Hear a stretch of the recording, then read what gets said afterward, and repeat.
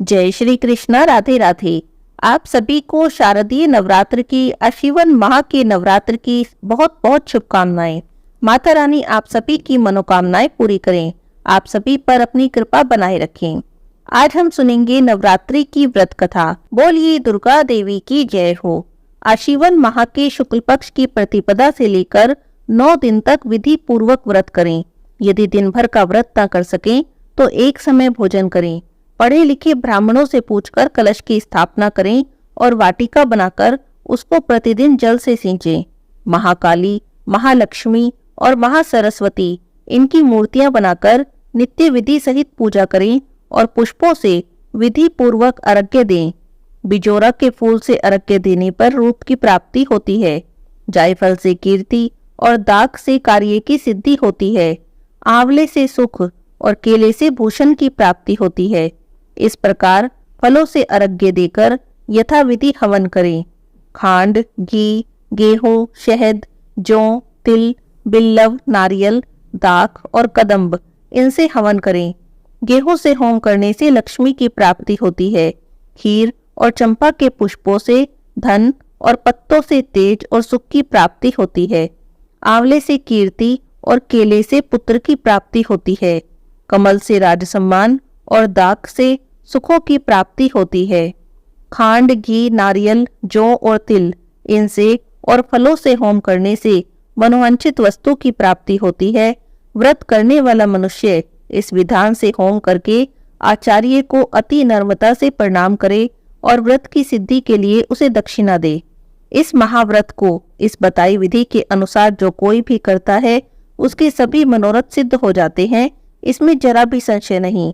इन 9 दिनों में जो भी कुछ दान आदि दिया जाता है उसका करोड़ों गुना फल प्राप्त होता है। इस नवरात्र के व्रत करने से अश्वमेध यज्ञ के फल की प्राप्ति होती है।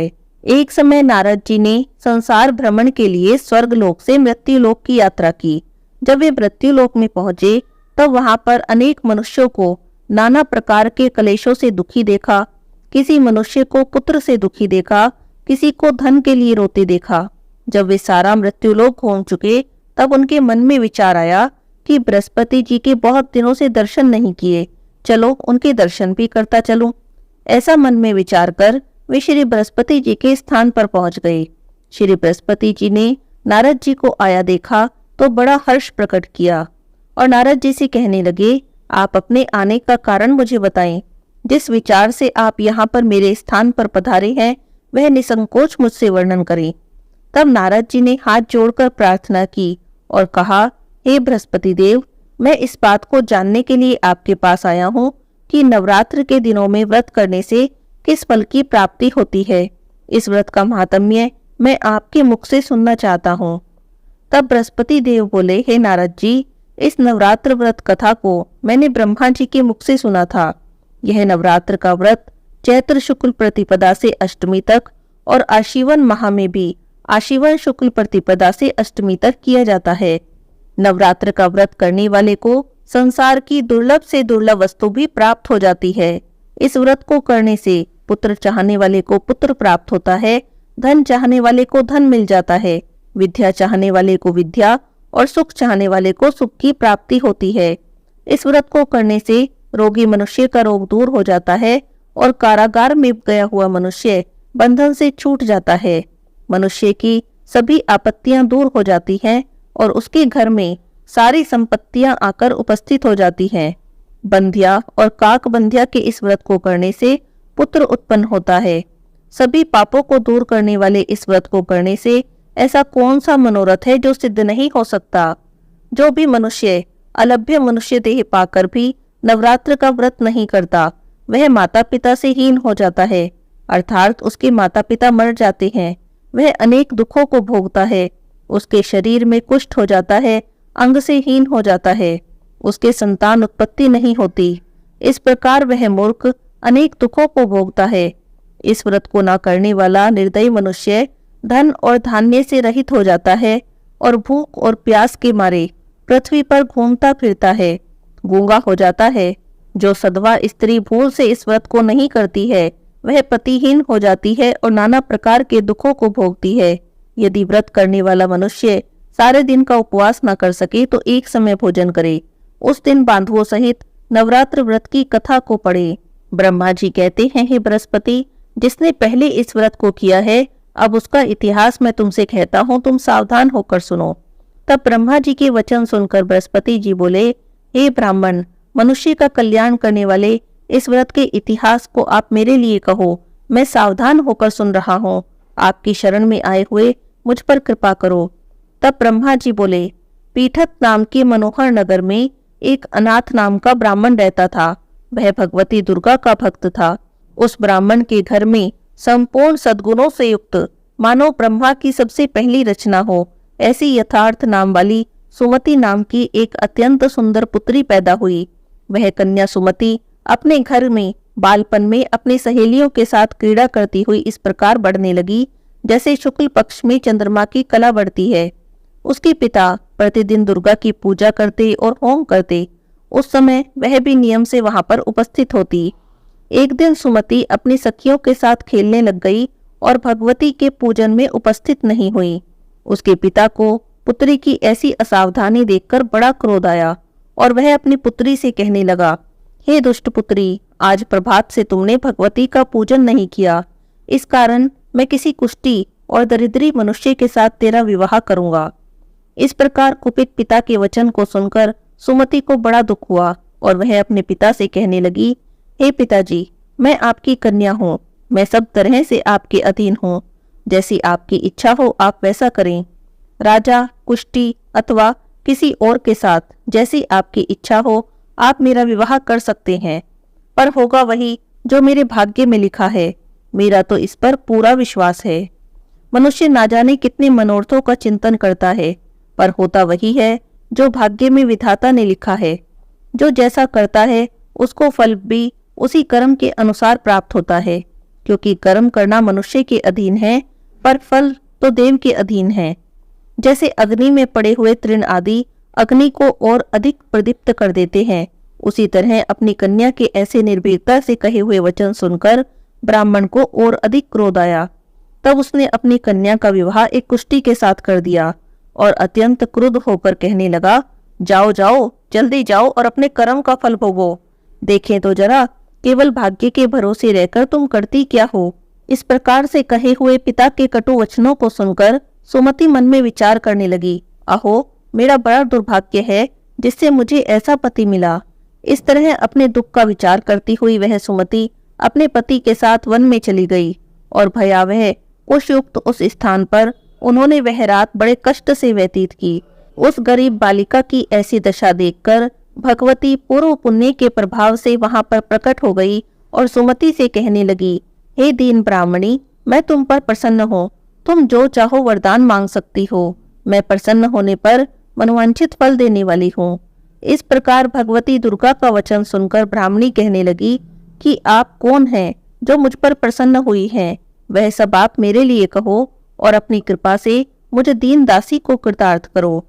ऐसा ब्राह्मणी का वचन सुनकर देवी कहने लगी, मैं आदि शक्ति हूँ, मैं ही ब्रह्म विद्या हूँ और मैं ही सरस्वती हूँ।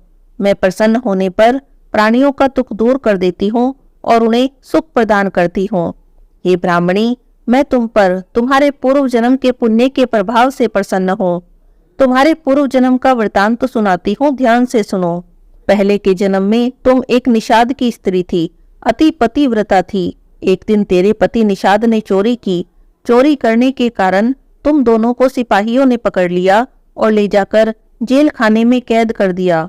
उन लोगों ने न तेरे को न तेरे पति को भोजन भी नहीं दिया। इस प्रकार नवरात्र के 9 दिनों में ना ही तो तुमने कुछ खाया और ना ही जल पिया। 9 दिन का नवरात्र का व्रत हो गया। ये ब्राह्मणी, उन 9 दिनों में जो व्रत हुआ, उस व्रत के प्रभाव से प्रसन्न होकर तुम्हें मनवांछित वस्तु दे रही हूँ। तुम्हारी जो इच्छा हो वह वरदान मुझसे मांग लो।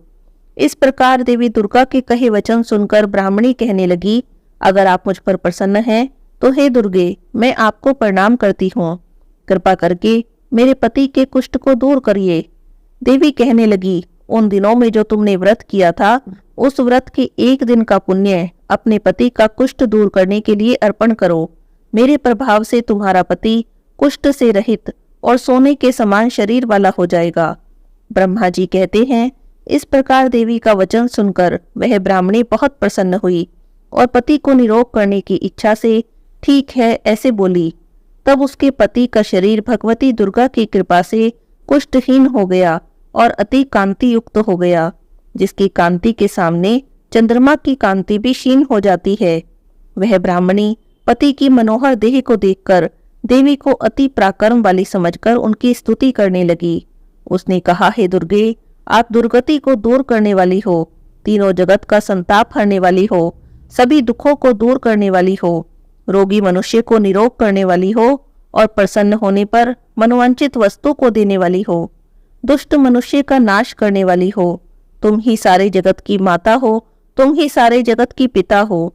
हे अम्बे, मुझ अपराध रहित अबला की मेरे पिता ने कुष्ठी के साथ विवाह कर मुझे घर से निकाल दिया। उनकी निकाली हुई मैं पृथ्वी पर घूमने लगी। आपने ही मेरा इस आपत्ति रूपी समुद्र से उद्धार किया है।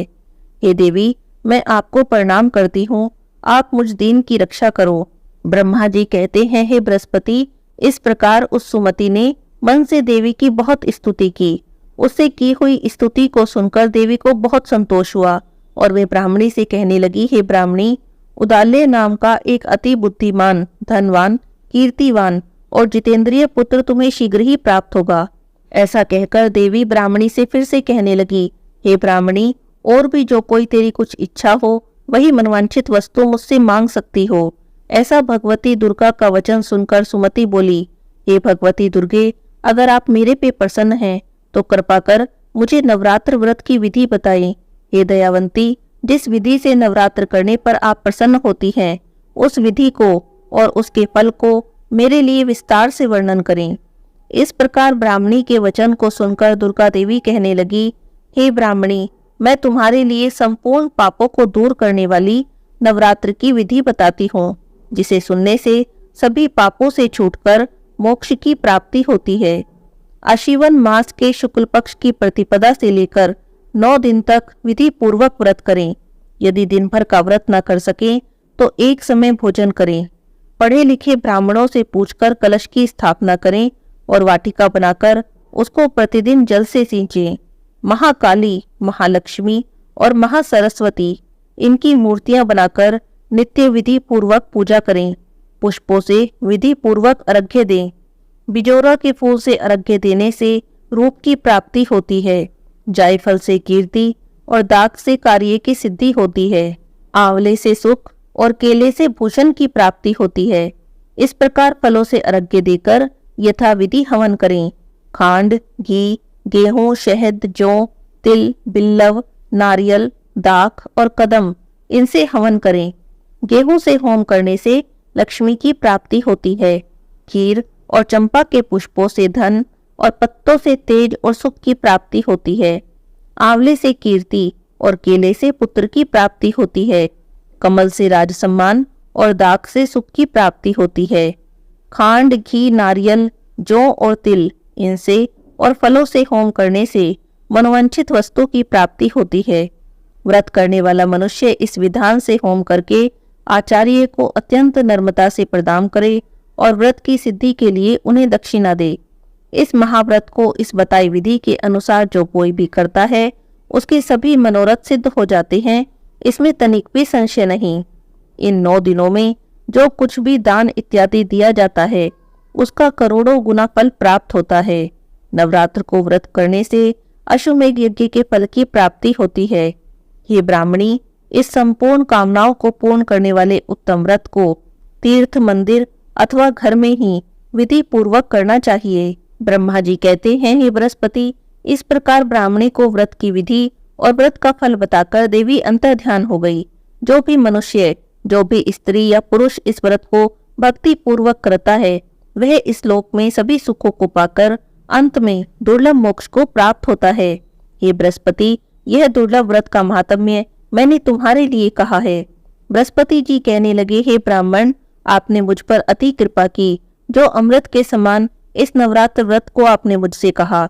हे प्रभु, आपके बिना और कौन इस महात्म्य को सुना सकता है। ऐसे बृहस्पति जी के वचन सुनकर ब्रह्मा जी ने कहा, हे बृहस्पति, तुमने सभी प्राणियों का हित करने वाले इस अलौकिक व्रत को पूछा है, इसीलिए तुम धन्य हो। यह भगवती शक्ति संपूर्ण लोकों का पालन करने वाली है, इसीलिए इन महादेवी के प्रभाव को भला कौन जान सकता है। बोलिए दुर्गा देवी की जय हो।